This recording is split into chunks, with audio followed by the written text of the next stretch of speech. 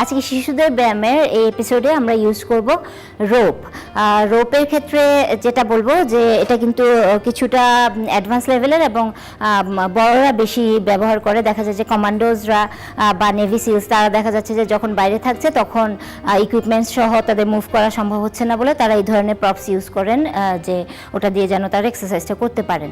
আমরা এখানে শিশুদের ক্ষেত্রে কেন ইউজ করছি এটা বলছি যে শিশুরা দেখা যায় যে বড়দেরকে বা ফাইটার আর্মি এরকম ওদেরকে খুব পছন্দ করে এবং ফলো করে, এবং অনেক সময় দেখা যায় যে তাদের অ্যাক্টিভিটিগুলো তারা বুঝে বা না বুঝেই সেটা করা শুরু করে। তো এখানে সেটা কিছু কিছু ইকুইপমেন্টস কিন্তু আমরা শিশুদের উপযোগী করেও ইউজ করতে পারি, যেটা দেখা যাবে যে ওরাও খুব খুশি থাকলো যে হ্যাঁ দে আর গ্রোয়িং আপ এবং তারা তাদের সুপার হিরো বা তাদের পছন্দের মানুষের মতো তারা একটা কাজ করতে পারছে। অ্যাট দ্য সেম টাইম আমরা যেটা দেখব যে ওর গঠন এবং ফিজিক্যাল মাসেল স্ট্রেংথ এবং এগুলো যেন বিল্ড আপ হয়। সো লিও এখানে আমাকে হেল্প করবে। লিও স্টার্ট। এটা হচ্ছে ব্যাটল রোপ। ওকে, গুড। দেখতে অনেক সহজ মনে হবে। অ্যান্ড লিও start. Yes, and go go go. যখন এই রোপটা কিন্তু অনেক বেশি ওয়েট আছে, হ্যাঁ এটা ডিফার করবে যে বিভিন্ন ওয়েটের আছে। আমরা এখানে ম্যাক্স ওয়েটের রোপটা ইউজ করছি। And go Leo fast fast fast fast fast fast fast. Yes yes yes yes, down and then change যখন হবে সাথে সাথে। Okay, yes, fine. And gripping, হ্যাঁ করা শুরু করো।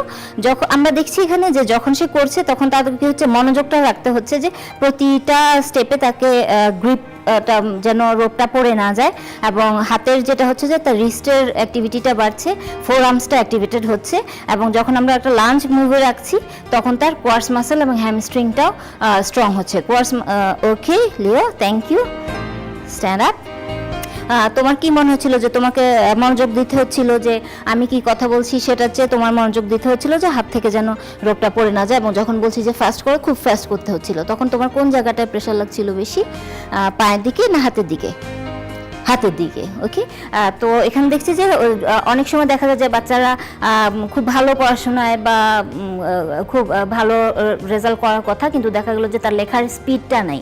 হ্যাঁ, লিখতে গেলে দেখা যাচ্ছে সে এত স্লো যে লিখতে পুরোটা উত্তর সে দিতে পারলো না। তো এখানে এই ব্যায়ামটাও কিন্তু খুব ভালো একটা ব্যায়াম, যে ফোর আর্মসটা যখন অ্যাক্টিভেটেড হবে তখন দেখা যাবে যে তার হাতের লেখা এবং ওই মাসেল ক্যাপাসিটিটা বেড়ে যাবে। তখন কিন্তু সে ব্যায়ামের পাশাপাশি পড়াশোনাতেও সে ভালো আশানুরূপ একটা ফল দেখাতে পারবে। তো আমরা ব্যাটল রোপ ইউজ করে দেখলাম যে কিভাবে তার ফিজিক্যাল এবং মেন্টাল এবং টোটাল একটা প্যাকেজ তার ইমপ্রুভমেন্টটা হয়।